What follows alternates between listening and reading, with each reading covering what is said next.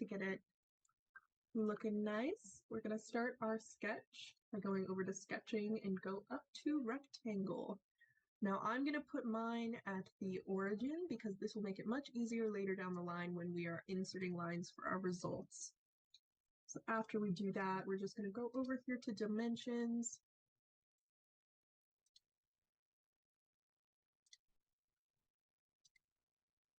There we go. And we'll do a horizontal one as well. Now I'm going to go ahead and go up here and change my units to millimeters because that's what we're using for this project.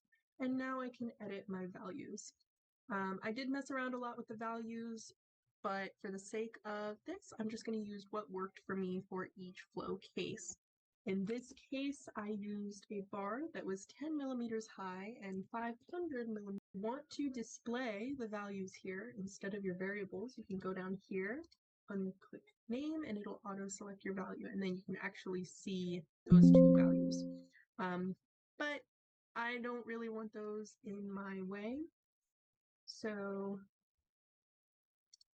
I'm just going to click out of there, select, and delete just so they're out of there. When you zoom in, you'll see here is our system. So now we want to go up to concept, surface from sketches. We're going to change this to a box select, and we're going to create a surface from the sketch that we just made. Click apply and generate, and now we have a surface. That's all we have to do for this portion, and as soon as we go back to our workbench, we'll see that we now have a green check mark. Now we're going to move on to our mesh. There's nothing we have to worry about changing in here, so we're just going to double click and open up that process. Now meshing is one of the longer processes. My computer is pretty slow, so I will jump ahead just to avoid you having to watch the meshing after I've completed it. But once we've got it open here, we've got our body. The first thing I like to do is to go up to edge, and we're going to name everything. So you're going to select, right click, create name section. And you're just going to do that the same for all of them.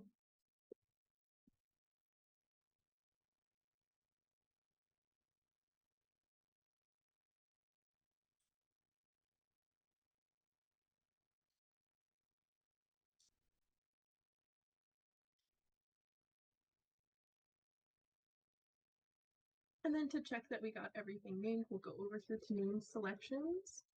You'll see all of them. If you click them, you'll see where they're located. Everything looks good. So now we can get started on the mesh. I'm going to go up here and click. You can use these options up here, but I'm just going to right click, hit insert, and sizing. From here, I'm going to select the upper and the lower wall. And click apply. We're not going to do it based on element size, but instead on number of divisions.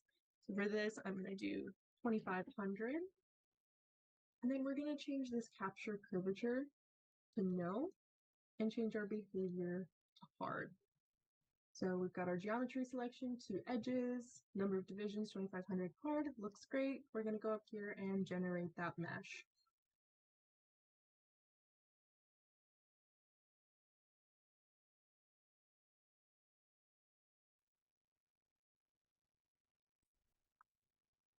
We'll click apply, change this to number of divisions.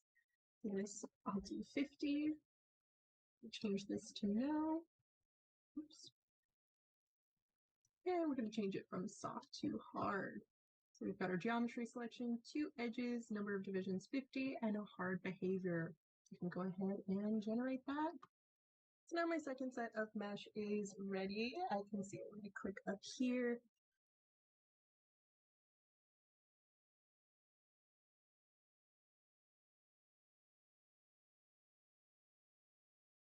It's looking pretty good, but now we want to do a face mesh. So we'll go up here, select face mesh, we'll select our geometry and apply. That looks fine, and now we'll generate. And if you select mesh up here, it looks complete. You'll be able to see that super fine mesh that I've created. We want to make sure looks the way we want to. Meshing is one of the more important steps of this process. If you get your mesh wrong, it can mess up your entire result section. This is looking great though. So from there, we're going to go back to our workbench. Going to right click and update. And as soon as we get that green check mark, we can set up for the result process. When you single click, you'll get this over here. I like to change it to double precision, but if you double click it to open the application as well, it will give you a pop-up where you can select it as well. I'm going to leave my solver processes at 1 and click start. So now that we're on this page, we are good to get started. The first thing I'm going to do is just go to my results section and change my residuals. And actually, I'll change this after I change the flow. We're going to go from viscous SSTK omega to laminar. That's the type of flow we want. And now we'll go to residuals and we'll change all of these values.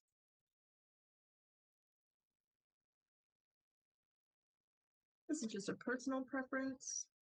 But now that we've got that changed, we're going to go through all of our options here. So we've got viscous laminar. For our materials, we're going to do fluid and air. We're going to change our density to 1. And for this case, my viscosity is going to be 1e to the -5. I'm going to change and create and close. I'm just going to double click this and make sure that it does have air selected. It does. I'm going to close that out.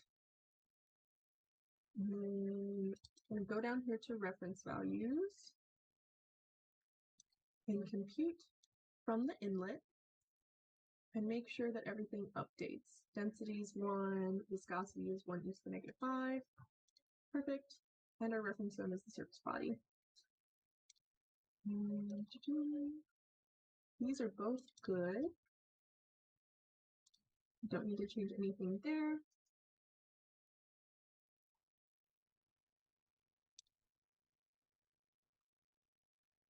And under boundary conditions is where we're going to change our variables related to the system. So for the case of Poiseuille, we want an inlet velocity and 2 stationary plates. So for this case, my velocity, I'm going to change to 0.04 meters per second. And the reason I changed it to that is because when I calculate my Reynolds number with the other values from what I've set up, I get a value of 2000, which means that the flow is laminar and not turbulent, and that's what we want for this case. I did mess around with a bunch of other velocity values, but this is what I found worked for this case. This we're not going to change. For the outlet pressure, the only thing we're going to change is to make sure that we prevent that reverse flow. Initialize. You'll see the initialization iterations pop up down here. Usually it gets to about 10, and then that's when we can get ready to run the calculation. So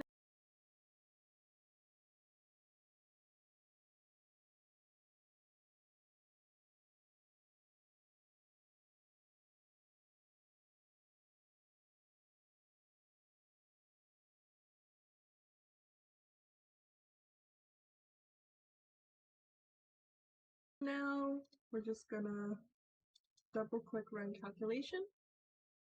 And we're gonna change our number of iterations. I think for the sake of this, I'll do 150. I usually do 200 to 500.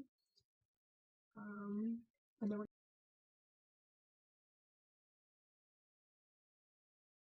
gonna hit calculate. So now my calculation is complete. We can go back to our workbench. And then we're going to hit calculate. So now my calculation is complete. We can go back to our workbench. And we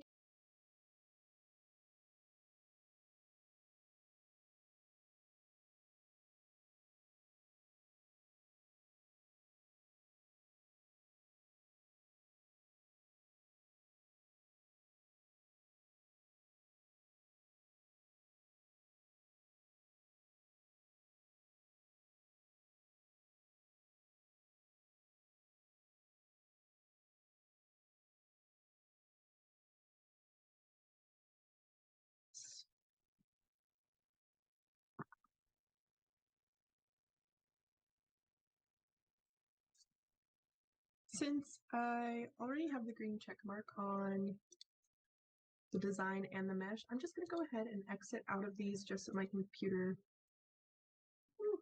doesn't lose it while we're trying to do the results. I'm just going to go ahead and put it in the z-axis. The first thing I'm going to do is add my lines. I'm going to have a midline and an end line. So in this case, the length is 500 for the midline. It's going to be at 250. And we're going to do full length, so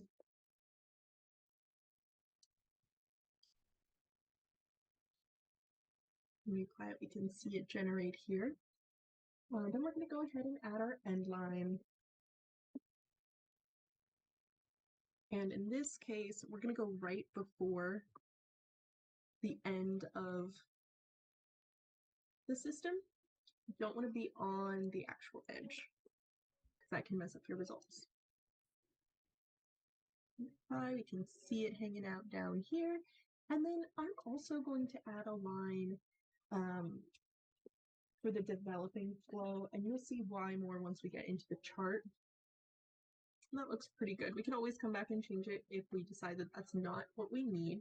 But for now, we're going to go ahead and generate a contour. We're going to do symmetry 1.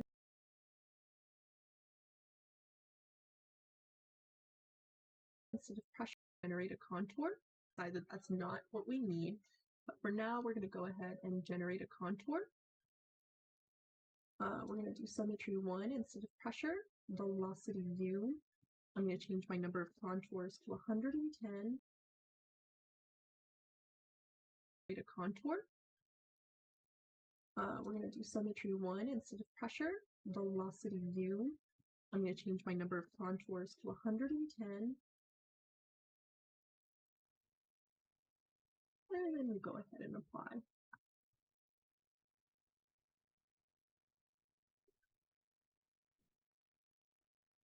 So here's our contour. It's a little funky just because the legend is in the way, so we'll go ahead and double click here. We'll change that to horizontal and from scientific to fixed. That'll clean it up nicely for us. So now going into our chart.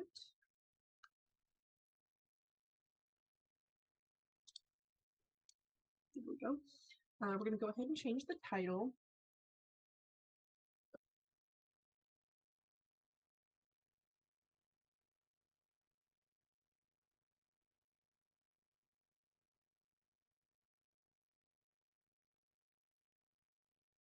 And then we're going to go into our data series. We're going to change this to our midline. And go ahead and label it. We're going to add our end line. And then I'm also going to add my developing region.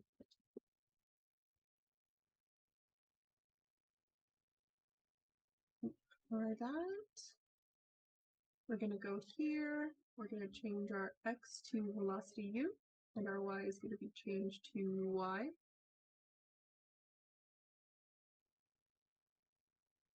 For that, we're going to go here. We're going to change our X to velocity U, and our Y is going to be changed to Y.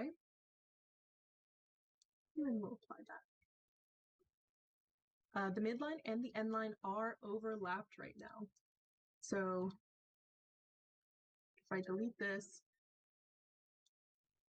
you'll see that it was right over top of it. We'll go ahead and add it back.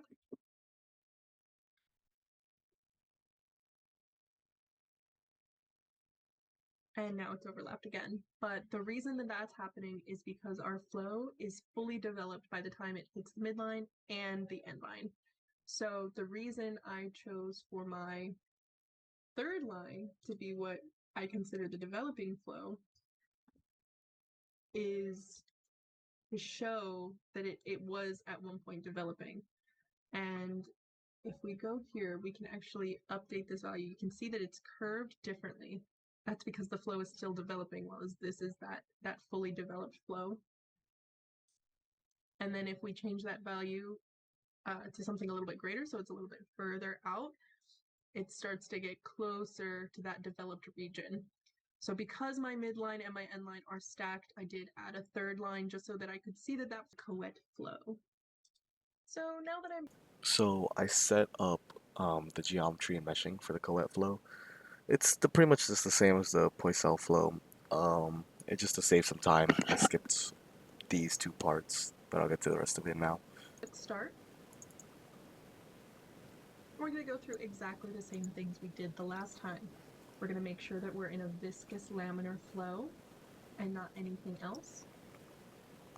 And then we're going to go over here to our materials. Now in this case, I did make a change to air. The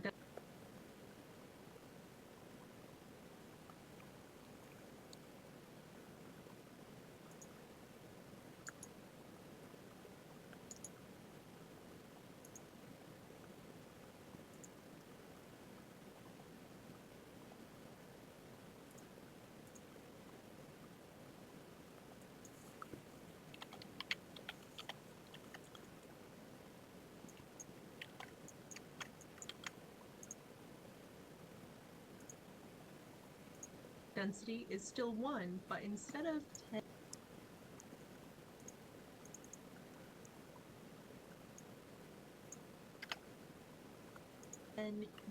to the negative 5 for our viscosity, I changed my viscosity to 1 times 10 to the negative 3.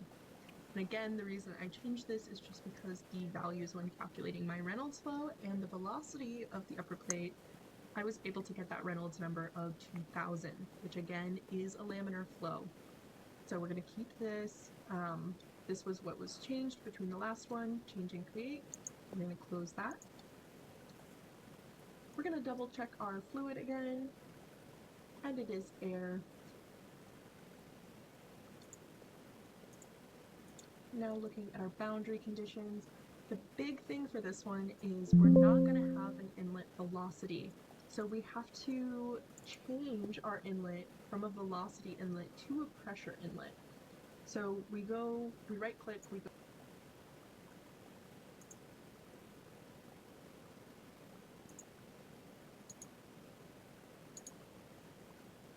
over here to type, and velocity inlet will be selected. We're going to select pressure inlet. So then it'll load up this screen. It'll come up just like this, but we're going to click that prevent reverse flow for the inlet. Apply and close. This isn't going to change. For our outlet, we're not changing the type of outlet it is, but we are going to make sure that our prevent reverse flow is also selected for that. And then we're going to look at our walls.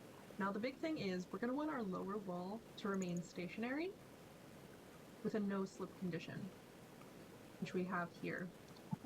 However, for our upper wall, that's the one that we want to move. So when we open it, it's going to automatically select stationary with a no slip. I'm going to change this to moving wall. And you can put your speed in over here. For this specific instance, I did choose 8 meters per second, and that seems really, really high. But the Reynolds number works out, and it gives me a high enough speed that on the contour chart, you can actually see the shearing that's occurring. I messed around with the values. You're more than welcome to mess around with the values as well, but this is what I found worked for me. I'm just going to double check my residuals are 1e to the negative 6. We're good to go there. And we're going to double check our reference values and make sure it's computing from the inlet. Our reference is still the surface body. Our viscosity is 1 times 10 to the negative 3, and our density is 1, so that is looking great. Now we're going to go to initialization, and we're going to go ahead and initialize the system. Once our hybrid initialization is done, we're going to double click run calculation. I'm just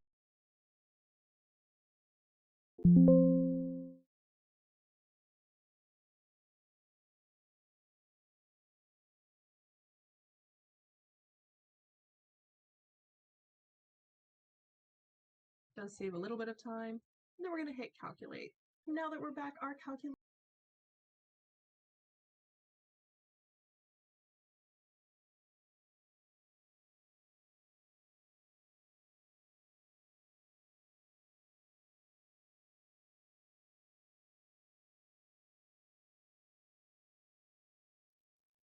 So we're going to go back to our workbench.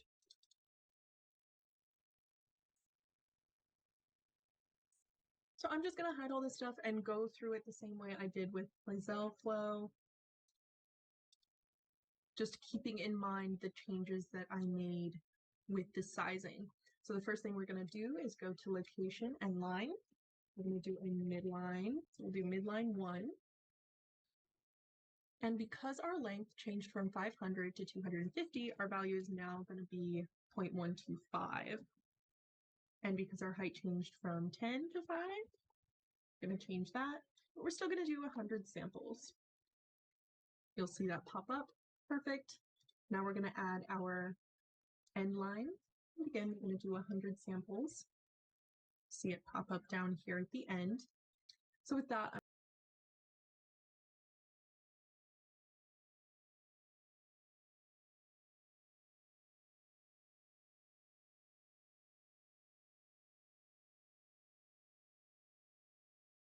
I'm going to go ahead and create my contour.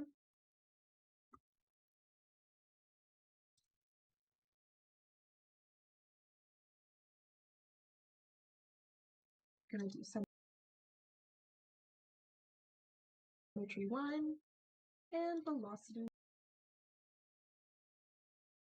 U. I'm going to change this to 110 and apply. Now, just looking at this looks pretty good. Our maximum velocity is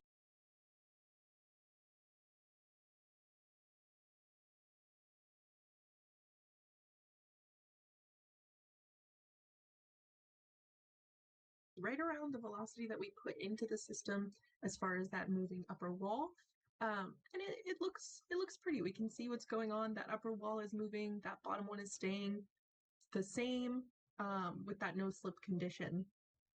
We're gonna go over to our chart view, and I'm gonna insert a new chart so that I can go through the process again. We're gonna add our 2 series. So in this case,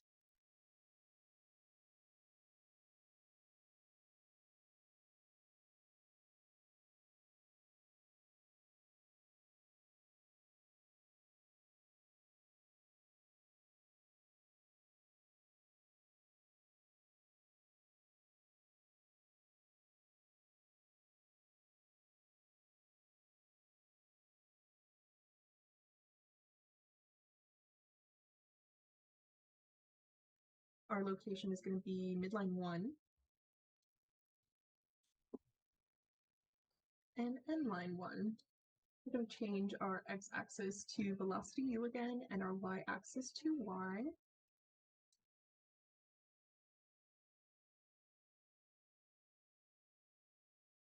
Axis to velocity u again and our y-axis to y. And then everything else should be set for us. And we can see that once we apply it, it is. So you can see that it's a linear relationship up to that 8 meters per second, which makes sense because that's the velocity of our upper plate. It looks very pretty, and they are over one another, which we can see if we go here and we delete our end line. Now we just have our midline. So they are stacked right on top of each other. And then from here, we can export the data and evaluate it further. With that, the Coet flow is complete.